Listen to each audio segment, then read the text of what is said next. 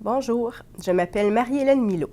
Je suis professeure à l'École de réadaptation de la Faculté de médecine et des sciences de la santé de l'Université de Sherbrooke et chercheur au Centre de recherche sur le vieillissement du C3S IUGS.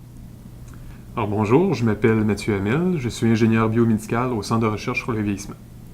Ensemble, nous vous présenterons le laboratoire d'innovation technologique et le laboratoire d'évaluation cérébrale et de la douleur dont je suis responsable et dont Mathieu Hamel coordonne les activités de recherche. Le laboratoire d'innovation technologique a récemment été mis sur pied afin de favoriser l'arrimage entre les innovations technologiques telles que la robotique et la réadaptation. À titre d'exemple, à la suite d'un AVC, le timing d'une tâche ou sa composante temporelle, comme le temps de réaction, est atteint et peut compromettre la performance fonctionnelle de l'individu.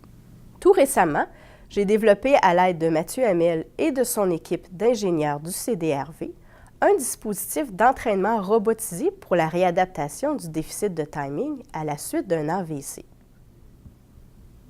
Donc le système intègre un cerveau moteur capable de générer un moment de force de 10 Nm, tout en nous donnant une rétroaction continue de sa position et de plusieurs autres paramètres.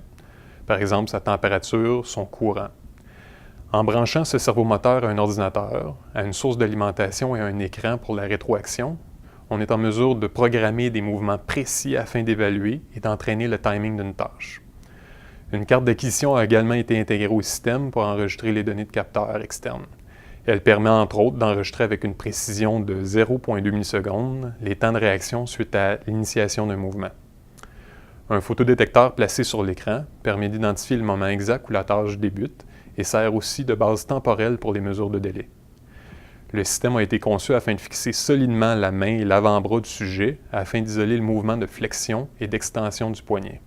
Les tâches d'entraînement avec la rétroaction visuelle ont été développées dans un environnement LabVIEW et les données résultantes sont traitées dans MATLAB. La tâche d'entraînement qui a été développée est un jeu simulé de pinball où le timing est un aspect crucial du succès de la tâche. Le sujet doit donc frapper le plus de cibles possible, présentées de façon aléatoire à différents endroits sur l'écran, en activant au bon moment le dispositif d'entraînement robotisé.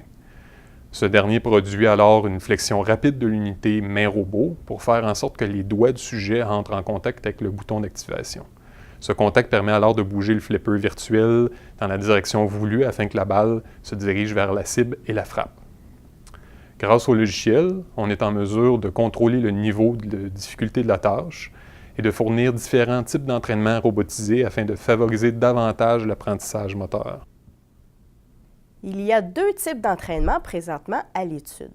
Le premier est l'entraînement par réduction de l'erreur, où le dispositif robotisé aide ou démontre le mouvement désiré au sujet. Le second est l'entraînement par augmentation de l'erreur, où le dispositif robotisé augmente l'erreur de timing des sujets. À ce jour, nous avons comparé ces deux types d'entraînement chez des sujets jeunes et sains. Nous avons constaté que les deux types d'entraînement sont efficaces pour augmenter la performance à la tâche, mais que l'habileté de départ des sujets influence l'efficacité de chaque type d'entraînement.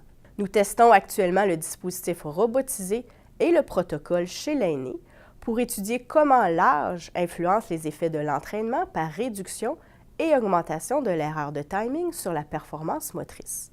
Nous appliquerons ensuite ces deux types d'entraînement chez des sujets présentant un AVC. Pour y arriver, plusieurs équipements sont disponibles au laboratoire d'innovation technologique afin d'évaluer les effets de l'entraînement robotisé comme un dynamomètre Biodex, des plateformes de force, des poids morts et des tests cliniques. De plus, la fonction cérébrale pré-post-entraînement peut maintenant être évaluée au laboratoire d'évaluation cérébrale et de la douleur du Centre de recherche sur le vieillissement.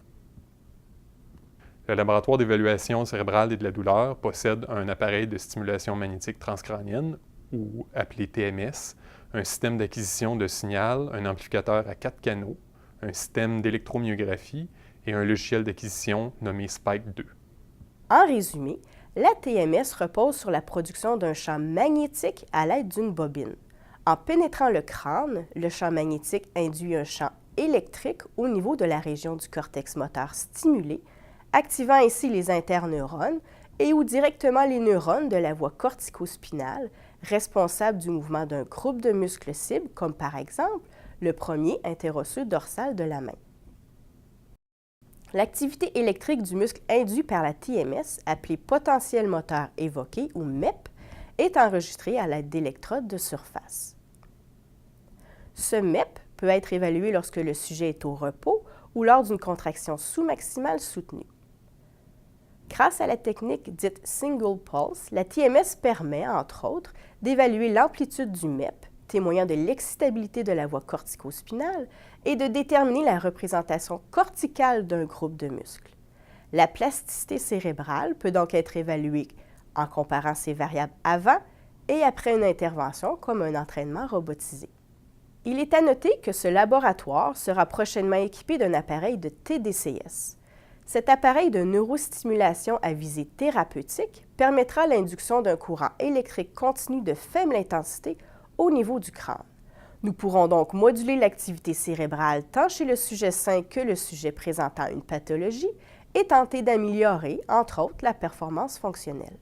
Je vous remercie de votre attention et n'hésitez pas à communiquer avec nous si vous avez des questions ou si vous êtes intéressé par les infrastructures présentées. Merci.